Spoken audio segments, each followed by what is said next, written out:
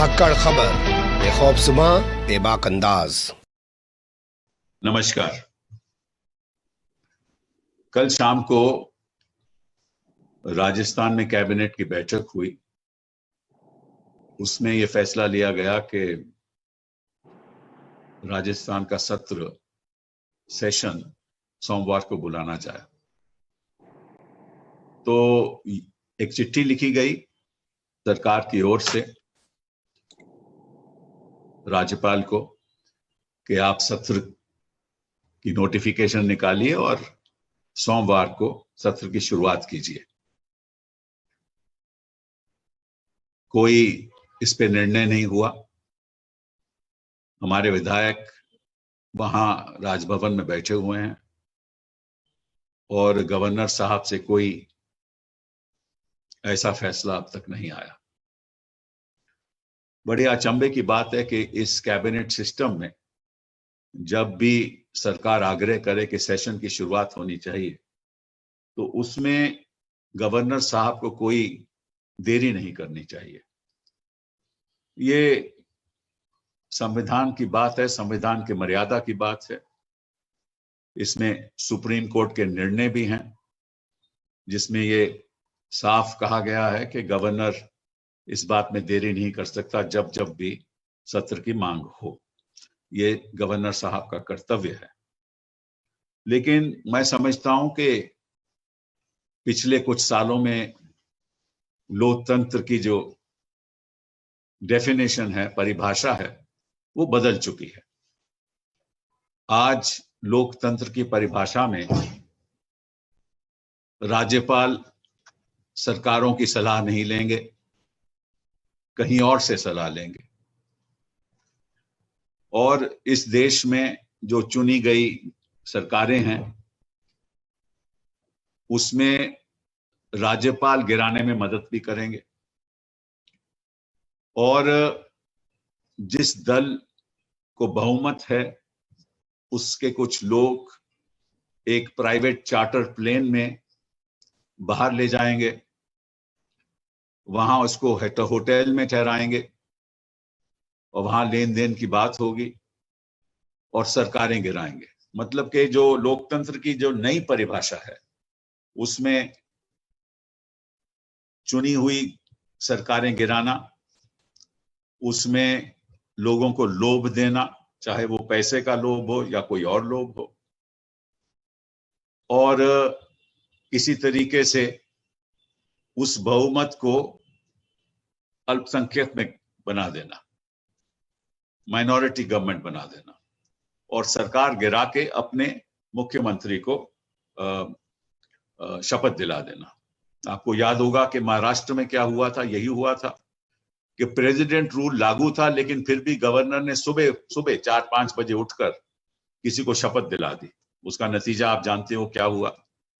मध्य प्रदेश में क्या हुआ। मध्य प्रदेश में उन्हीं कुछ डिसिडेंट लोगों को ले जाया गया, कर्नाटका ले जाया गया, वहां होटल में ठहराया गया। और आपको मालूम है कि उस समय कोरोना का दौर भी था, ये मार्च की बात है। और जब सत्र चीफ मिनिस्टर ने कहा कि सत्र की बैठक 26 मार्च को होनी चाहिए, उसका भी विरोध हुआ और फिर 17 मार्च को कमलनाथ जी को इस्तीफा देना पड़ा।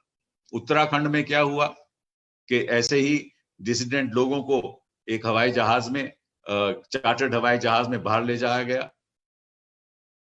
गोवा में जब सबसे ज्यादा सीटें कांग्रेस पार्टी की थी फिर भी गवर्नर साहब ने किसी और पार्टी को शपथ दिला दिया।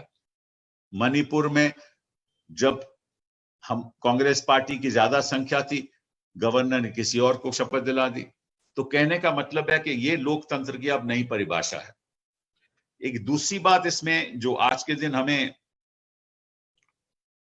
कहना पड़ता है, हम कभी नहीं कहते, लेकिन ऐसा भी लगता है कि जो सुप्रीम कोर्ट फैसले करती है, हाई कोर्ट्स भी उसको किनारे रख देती है। अभी केओटो होलोन का फैसला है, 5 जजेस सुप्रीम कोर्ट का फैसला है, जिसमें यह साफ तौर पे कहा गया है कि जब तक स्पीकर साहब किसी भी डिस्क्वालिफिकेशन पिटीशन का फैसला नहीं करते तब तक कोई भी कोर्ट उसमें दखल अंदाजी नहीं ले सकती, कोई भी कोर्ट इस पे ऑर्डर नहीं कर सकती। क्यों नहीं ऑर्डर कर सकती? कि जो प्रोसीडिंग्स हैं, जब तक स्पीकर साहब डिस्क्वालिफिकेशन पिटिशन का फैसला नहीं करते, those proceedings are proceedings within the house, मतलब कि वो कार्रवाई वो असेंबली की कार्रवाई मानी जाएगी, वो असेंबली के बाहर की कार्रवाई नहीं मानी जाएगी। और क्योंकि असेंबली की कार्रवाई मानी जाएगी, इसका मतलब यह है कि कोई इसमें कोर्ट दखल अंदाज नहीं कर सकता।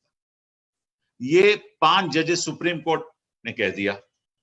अब हाई कोर्ट में बैठकर किसी जज को यह कह देना कि स्पीकर साहब आप कार्रवाई नहीं करोगे, तो ये लोकतंत्र की एक नई परिभाषा है कि जो भी सुप्रीम कोर्ट कहे, जितने भी जज कहें, हमें कुछ लेना देना नहीं है, हम खुद अपने फैसले करेंगे, प्रेसिडेंट का कोई मतलब नहीं। तो फिर हम वकील वहां काहे को बहस करें?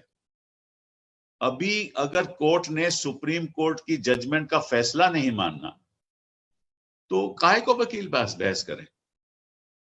और मुझे खेद से कहना पड़ता है कि वकील लोग भी आजकल निराश हो चुके हैं, और कहीं ऐसा वो दिन तो नहीं आ जाए कि वकील लोगों को अपनी रोब्स उतारनी पड़े और कहना पड़े कि क्या फायदा, जो कानून के रक्षक हैं अगर वो अपनी ही जजमेंट का पालन नहीं करेंगे, तो हमें वकालत करने का क्या फायदा है? छोड़ दें वकालत, कुछ और काम करें। लोकतंत्र का मतलब क्या है? कि पार्लियामेंट संविधान के मुताबिक जो उसकी कार्रवाई होगी उसके मुताबिक चलेगी, पार्लियामेंट्री रूल्स के मुताबिक चलेगी। वो नहीं हो रहा। पार्लियामेंट में बिना बहस के बिल पास नहीं हो रहे, वो नहीं हो रहा। सरकारें जो फैसला करेंगी कानून के अंतर्गत करेंगी, वो नहीं हो रहा। अदालतें फैसला करेंगी, जो अदालतों ने पहले फैसले किए हैं, सुप्रीम कोर्ट के फैसले किए हैं, उनके विरोध नहीं जा रही, वो नहीं जाएंगी, वो नहीं हो रहा। संस्थाओं को कैप्चर किया जा रहा है, चाहे वो इलेक्शन कमीशन हो, और जहां कोई विरोध करता है उसके पीछे एजेंसीज लगाई जा रही हैं ताकि कोई विरोध ना करे। तो अगर इस स्थिति में अगर लोकतंत्र की यही परिभाषा है कि जो सरकार कहे सबको मान लेना चाहिए, कोई विरोध नहीं होना चाहिए, अगर यही लोकतंत्र की भाषा है, तो फिर काहे संस्थाएं काम कर रही हैं? क्या जरूरत है संस्थाओं को काम करने का?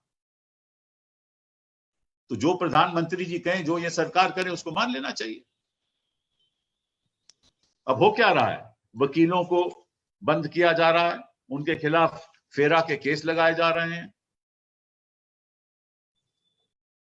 लोगों को कश्मीर में पब्लिक सेफ्टी एक्ट के अंदर बंद किया जा रहा है, कश्मीर के बच्चों को 4G नहीं मिलता, शाह फैसल को बंद कर दिया, हालांकि वो IAS में टॉपर थे, कश्मीरी जर्नलिस्ट गौहर जिलानी को बाहर नहीं जाने दिया, कश्मीरी जर्नलिस्ट बिलाल भट्ट को फ्लाइट नहीं लेने दी। भीमे कोरेगांव में क्या हो रहा है आपको मालूम है। और बच्चों के खिलाफ सेडिशन केस लगाए जा रहे हैं। अखिल गोगोई को UAPA के अंदर उनके खिलाफ केस कर दिया दिसंबर 2019 में, सफूरा जरदार के खिलाफ कर दिया, हालांकि वो रिसर्च स्कॉलर हैं जामिया के। उमर खालिद, कंवलप्रीत कौर, शार्जिल इमाम, क्या क्या उदाहरण हम आपको नहीं दें। तो इस नई परिभाषा जो लोकतंत्र की बन चुकी है, उस परिभाषा के अंतर्गत वकीलों का क्या